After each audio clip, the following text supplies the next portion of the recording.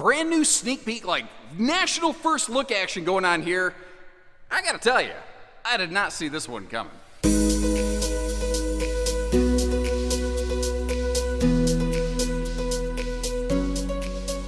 Hello everybody, welcome to Bish's RV. We're actually down here at Forest River today. I was invited down. They said, we have a new floor plan and we'd like you to like broadcast the very first look of it out there. So folks, take a look at the new 268 FKBS from Surveyor. And I gotta tell you, a classy couples camping model like this with the kind of features they're checking off, I did not see it coming from this brand. They are really well known for making these small, lightweight little couples campers, family campers. This kind of really came out of left field and really surprised me. It's not an original floor plan, it's one I've seen done before, but I do think they executed it well, and in some ways, I think they executed it better. That's my opinion though. I'd be curious to know, what do you think about this one? And keep in mind, the footage we're looking at today is an early prototype. There will be a couple little tweaks and changes. A few of them I know about, and a few of them I don't. I'll hit on that as we go through today. What they did here is they gave it a big middle bedroom with a gigantic bathroom ensuite in the back of this sucker. It's crazy. The bedroom and the bathroom is almost the focal point of this one instead of the living room, although the living room and the kitchen doesn't suck in my nerdy opinion. It is also rare for a trailer this size and category to have stackable, capable washer dryer prep. That right there puts us in a completely different class from so many other things. Up front, they wanted to keep this reasonably sized. They didn't want it to become like another 38-foot monster flat deck fifth wheel. They kept it closer to the 32-foot mark by kind of condensing the kitchen and the dining a little bit and making like an elevated breakfast bar, which is something I really like. And I really like there, it's either cuddle compliant or population controlling theater seating right over there, because you got the big armrest that can fold down, but it's long enough. If I wanted to stretch out on a rainy day stuck inside the camper, I think I could probably make that work for a bit. The counter space is incredible, the storage is fantastic, and overall the features are really, really smart, and I'm excited to hear what you have to say about this one. And one thing I'll tell you straight away when we step inside here, the RV looks and feels bigger in person than it's going to look on camera. Now, I don't use a tricky fisheye wide-angle camera lens because I feel that is, unless it's like absolutely required. There are some times where it's tight angles, and to get you an idea of what's inside storage, I may have to flip to it. Like I think we're probably going to have to do that in the bathroom to see the stackable washer-dryer prep. But for the most part, I want you to have a better understanding of what this actually looks like right here. And I tell you what, speaking of looking at things, the demo mode on that TV showing all the different fruit and the foods and the colors is making me hungry, buddy. The floor in this is nice, easy cleaning, pet friendly, no carpet. I love it when the slide floor and the main floor matchy match right there. This sofa over here is also something I really like.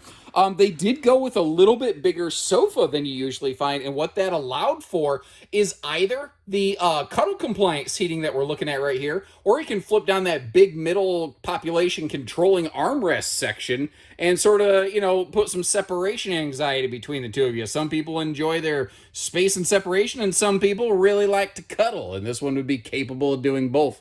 Now, these Grand Surveyors are all 50 amp service. That's one of the other major changes between a Surveyor Legend and a Grand Surveyor, which means that by default, you've got a single air conditioner, 15,000 BTU, mind you, but they are all prepped and ready for a second air conditioner. Now, this refrigerator, when we open it up, at a glance from this footage, it's almost going to feel like the fridge door opens the wrong way. But I think if you're actually in the kitchen, because you're probably facing this direction most of the time when you reach over to open the fridge, I actually think, personally, I feel it opens the correct way.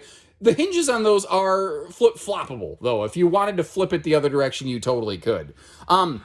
The cabinetry is all pocket screwed lumber core, so it's not just staples holding particle board together.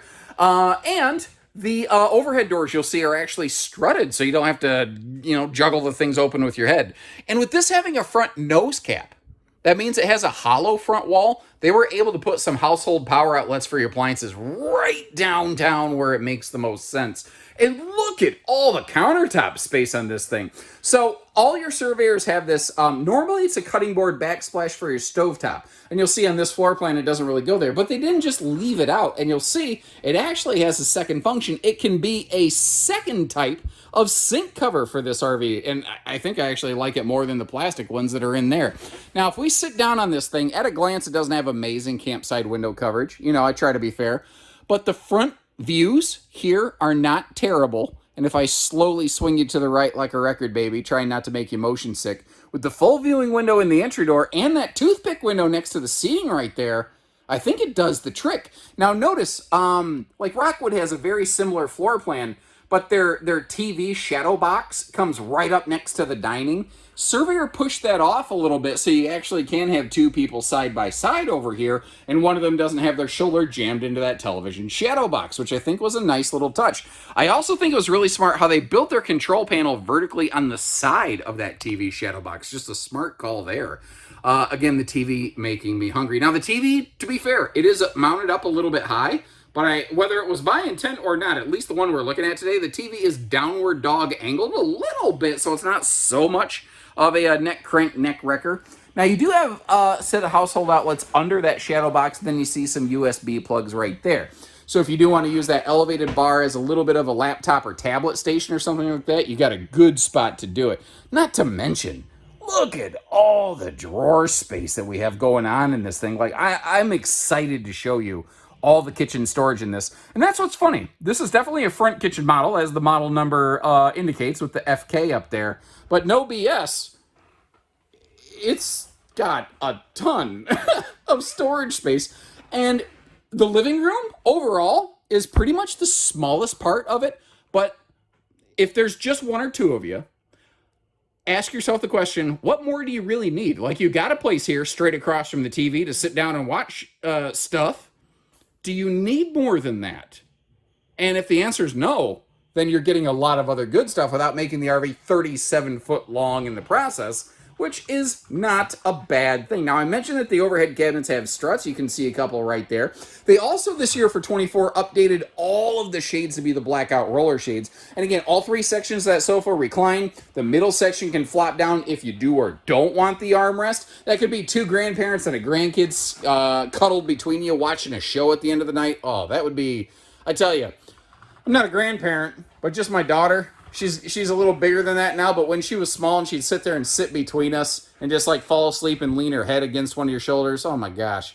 I would melt if I had that experience again today. And that is why I understand why grandparents are, you know, like, you're like, well, my parents weren't like that. Now that they're grandparents, that's why. Because they learned that they didn't know what they had until it was gone, and they learned to appreciate those moments. I'm sorry. I'm waxing way poetically over here, but that's the thing. Camping is all about those experiences. It's not necessarily, for some people, it's, you know, you might use this more like a house, but for a lot of people, it's not going to be just about the TVs. It's going to be about getting out, getting away, making those connections, building those memories. And this floor plan, I don't know what it is about it. It's just really speaking to me kind of on that level. Now, this extra like storage and coat closet right by the door, that is a nice touch. I really like how that's executed. Now, there's a separate light switch. If you don't want people to be able to see your coats on the inside, they don't have to. Down here, though, for easy cleaning, you do have a central vacuum system standard on all these. Very few travel trailers have a feature like that. Down below, that little black rectangle right against the floor, that is the Suckerator 9000. I call it the electric dustpan. Obviously, I call it several different things. What that will do is you just sweep everything right over to that central vac system in this easy carpetless camper. Flick that thing up with your toe. It activates a little suction point, and you just push it on in there. And I think it works a little bit better than a manual dustpan, because manual dustpans only work about 99% of the time. There's always that 1% strip of dust in front of the dustpan where it's like, no, bro, I gave you 99% effort. You can do the rest. Now, if you add the second air conditioner to this one, here's where it would install in the bedroom. And good Lord, listen to this. Someone's cleaned the floor with Pine Sol. My shoes get like super, super squeaky when they get exposed to pine sol kind of stuff. Now, all of the Grand Surveyors that have BS in the model number, that will indicate bed slide. That will also, any of their bed slide models will have washer dryer prep, and their bed slides will have all your Grand Surveyors. They're calling it a custom king bed. This is, in truth, it's an Olympic queen, which is a real thing. It's just not very common. It's 66 inches wide instead of 60, like a normal queen, but it's still 80 inches long. So that is not a short bed. And if you wanted to turn that into just a queen, you could. But what if you wanted to go a little bit wider, like one of those 70-inch wide RV kings? Well, in theory, it's not impossible, but they did a nice thing from the factory, and they built some USB plugs right into these little phone charger side stands right here. I really like that. You would have to rip those out and get rid of those to put a wider bed in, so you might want to keep that in mind. The Grand Surveyors also gain those little bendy blue and white kind of reading spotlights above the bed right there. And speaking of above the bed, once again, struts for the overhead cabinets. Now, we're looking at a prototype today. I'm going to mention that several times. This is more of a proof of concept unit. So the struts that you saw under the bed were not actually the proper struts to hold that mattress up, which is why I had to wedge it up with like a jack crank. Normally, you're not going to have to do that when this actually goes into production. So just kind of keep that in mind. Now, in the bedroom, it's a case of hits and misses for me. Like, I love all that dresser storage, that extra, and that's almost like a vertical dresser over there that's not hanging closet space. And across from the bed, it is nice, and I'm going to do the loop knee walker. I'm actually going to kind of climb over here into the bed space slowly, not to make you motion sick. So that's kind of what you're looking at across from the bed. I like how it's nice and wide open. It looks great. But it also feels a little bit like a missed opportunity for some storage, especially on the left and right sides right there. Like there could be maybe some kind of, you know, where you have this tall wardrobe cabinet right there. I could see a couple of those, but I feel like that cabinet should be hanging closet storage, because if you install a washer dryer stackable unit in this, you have completely eliminated any hanging storage that would otherwise be available. And I think that's something worth considering depending on how you're going to use this RV. Now, I mean, from the sink, you can stare straight back into the toilet, but keep in mind, there are two separate sliding privacy doors you can use to kind of close that off and privatize that. And they went with a dual vanity and sink over here, dual lavatory, if you will. I personally am of the belief, I don't think I really care about having two sinks in a travel trailer, and I would really like your opinion on this. I will give them some credit, though.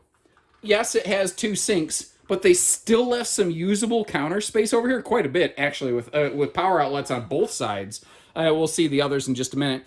And the fact that the second sink is not directly in front of the toilet. So both sinks can be simultaneously functional. So many RVs that have two sinks, the second sink is almost always right next to the toilet. So I'm guessing you're supposed to brush your teeth, and do your morning constitutionals at the same time. Seems gross, but I guess that's what some manufacturers are kind of geared toward there a little bit. Now over here, tankless on-demand water heater controls, and I like how they're right back here in the bathroom. So you want a little more hotter shower water, you can activate that right here.